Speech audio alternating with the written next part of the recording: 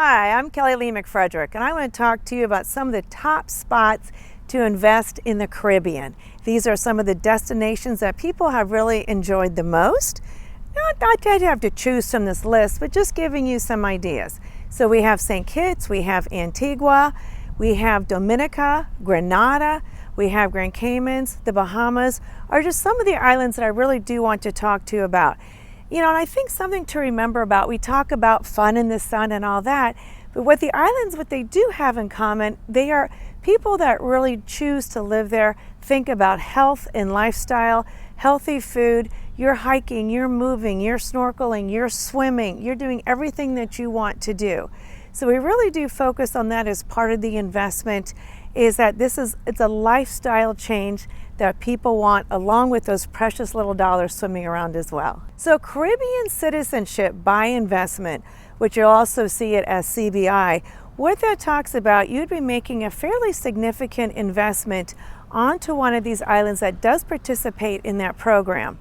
And what that does is it definitely gives you, you get a passport, citizenship, and of course travel around to some of the islands that do participate in this. So that's something to really consider. So that's kind of what I'm going to be talking about today, because that is important to a lot of the folks that do want to invest in the Caribbean. So St. Kitts and Nevis, what I like about them, they actually pioneered this program. They were the first one in the world in 1984.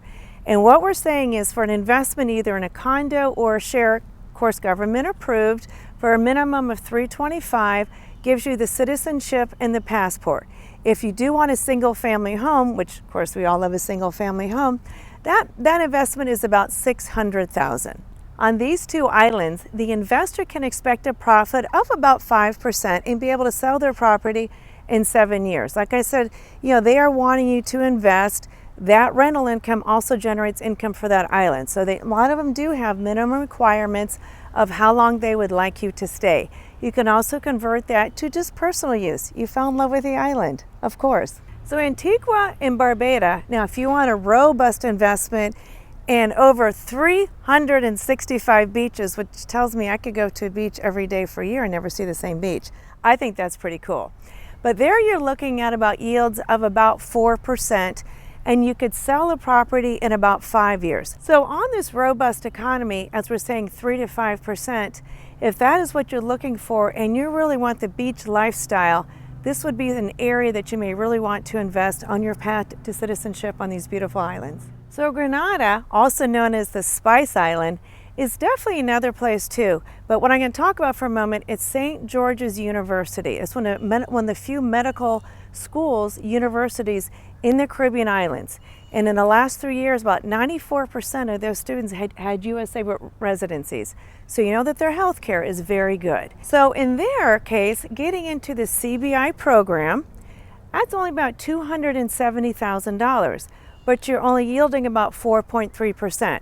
So we did talk about how much investment do you want to make. Obviously a bigger investment, you're going to have a higher yield, or a little less of an investment, you're going to have about 4.3. We always talk about how many tourists are coming, but the investment here is good because of all the medical students as well. So a very acclaimed island for that. So Dominica, not to be confused with Dominican Republic, is its own island with rugged terrain, rejuvenating hot springs, and a beautiful rainforest. And basically when you purchase a villa there, you can basically see the sea view from anywhere on the island. So very, very luxurious. But your entry starting point for citizenship is only $200,000. So it's a great entry level for the newer investor or the investor who just really wants to diversify, is definitely Dominica. So St. Lucia, with its beautiful 2 pitons in the UNESCO World Heritage Site, is also a very popular destination.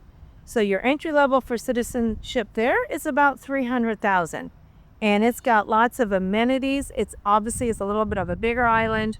And so it's definitely for the robust investor. My neighbors built a house there. It did take them a little while, but it was such a great investment for them. And I remember standing at the top of the golf course there, driving my ball down, and I thought I was going to hit the water. So it's obviously very fun to golf on the water, have a great caddy who's carrying the bags up and down these beautiful cliffs that you're enjoying. So think about St. Lucia as well. And it partners with international health clinics.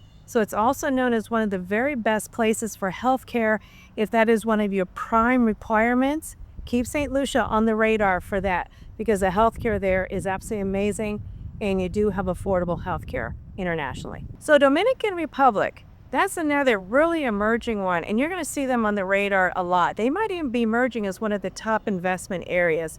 Their government has really been appealing to a lot of investors coming in, which I like: commercial, domestic building. I like watching some of their commercial structures being built in the vibrant areas of Punta Cana and Puerto Plata. That's where a lot of your tourists are going to, so you know you have some guaranteed high yield rental rates there as well. Jamaica and Barbados, those are some of the highest areas to invest in on the island, some of the most expensive ones.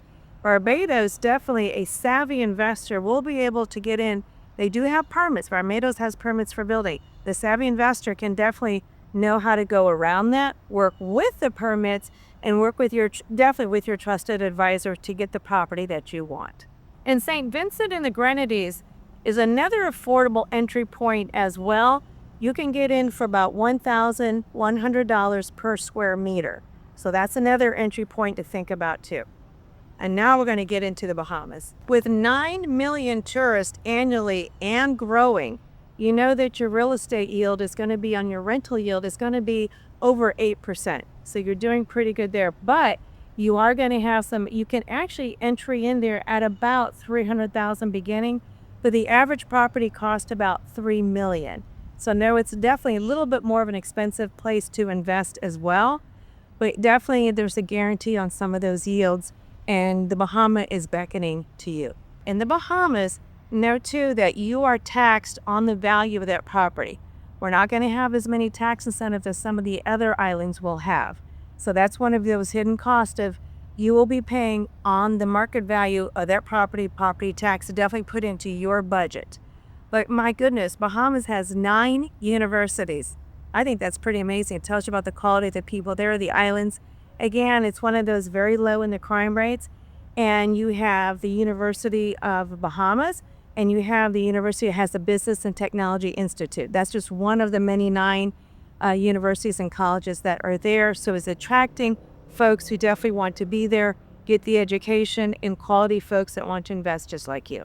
So these are some of the islands that offer the Caribbean Citizenship by Investment program.